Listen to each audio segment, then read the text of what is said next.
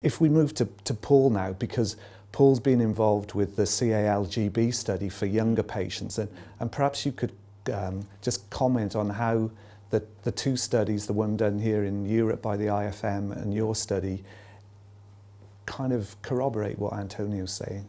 Yes, I think the powerful message from the 015 trial is the importance of lenalidomide maintenance and how that translates into a substantial difference in clinical benefit. And I think what struck us in the CALGB study, which was obviously lenalidomide maintenance alone after transplantation, with an initial phase of dosing at 10 milligrams continuously for 3 months, and then according to tolerance even going up to 15 or dropping to 5 for the subsequent cycles.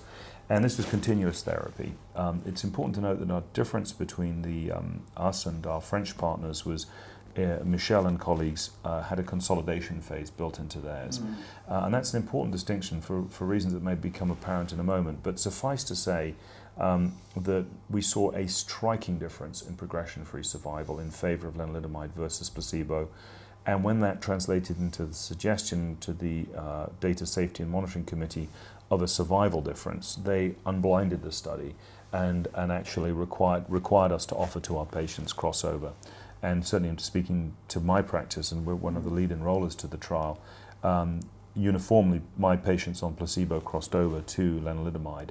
Now, some folks were concerned that by doing that we might lose the survival signal. Well, actually, we've not seen that. In fact, what Phil has presented is that, in fact, there is a survival difference now in favor of lenalidomide maintenance post-transplant. And the magnitude of what this means to me is quite striking, because just as Antonio is saying that some of the older regimens, such as MP, of course, and of MPT, you're seeing with lenalidomide as one example, and of course in the VISTA study we also saw the same signal as well. We're seeing dramatic differences. It's very interesting to me in the transplant world that with lenalidomide maintenance we're seeing the sort of progression-free survival and overall survival differences in favor of lenalidomide maintenance that are trumping tandem transplantation and trumping auto followed by mini allo.